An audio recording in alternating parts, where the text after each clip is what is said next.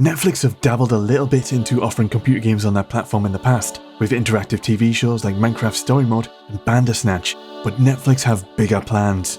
They've recently been making a few investments deeper in the games industry.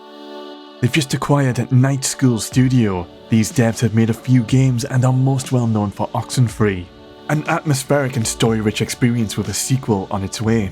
But Netflix's acquisitions don't stop there. They've also been poaching some game developers.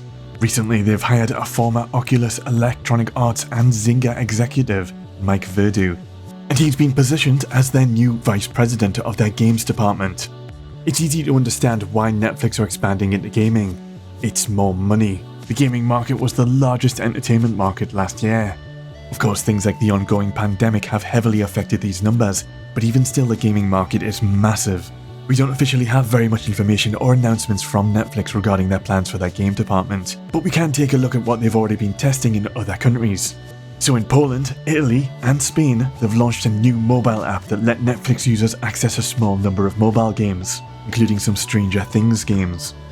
I was expecting Netflix to offer games to play on your TV, maybe not full console games like Halo, but more interactive story games like Telltale's Walking Dead games or Bandersnatch the interactive TV show.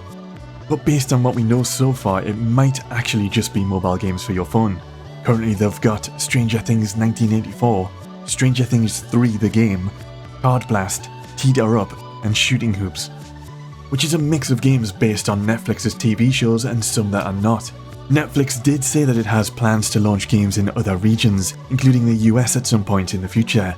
Netflix also eventually aims to bring its games to iOS, as the app is currently only available in tested regions on Android at the moment. So this service will be completely free for existing Netflix subscribers. It might seem entirely positive, but I can think of one big possible concern as a more mainstream player of computer games.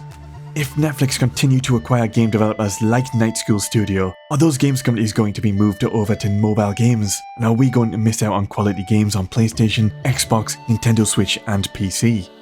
One of the mobile games I mentioned earlier, Stranger Things 3, already existed on PC through Steam and GOG, but recently that was removed from the store, and it looks like it's now going to be exclusive to mobile phones, which sucks for non-mobile phone gamers.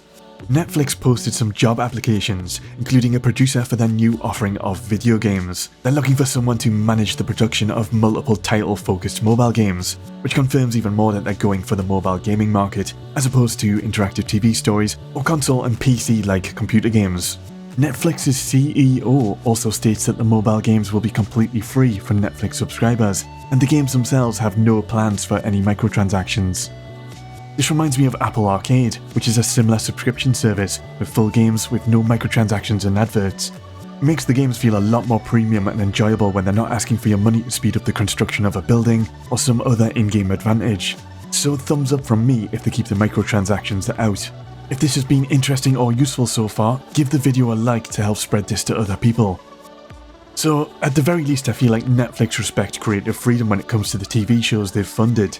South Park even did an episode about this, when Netflix would greenlight pretty much every silly idea for a TV show. Netflix churn out TV shows, and judging by how many misses Netflix has with their TV shows, they can clearly afford to take a few risks. Hopefully this creative freedom carries over to their gaming department and allows for the best computer games possible. So why Night School Studio of all developers? Why have they been handpicked by Netflix? Well, their games are good. Oxenfree has a brilliant narrative told with great voice acting, does a great job at setting the tone with atmospheric music, but the company was rumoured to actually have been collaborating with another studio, Telltale Games, along with Netflix themselves to create a Stranger Things game that would have helped bridge the gap between seasons 2 and 3. But Telltale ended up closing and the whole game was never released and never announced. Interesting stuff, but it shows Night School Studio have had previous ties with Netflix. This is technically going to be another player in the gaming space, which is starting to get a little bit crowded with all the different systems and platforms. But Netflix has one big advantage, and that's the fact that most people already have a Netflix subscription. Netflix has become massive. On their job application they state they have over 208 million paid memberships in over 190 countries. Netflix is such good value for money, most of us make use of it or a friend's account, and that's going to give Netflix a massive edge when trying to squeeze into the gaming market. Hopefully this acquisition works out for everyone and we get more official announcements of Netflix's plans. Are there any games you'd really like to see based on Netflix shows? I want to see something around the Squid Game universe. Let me know what you want in the comments, and peace.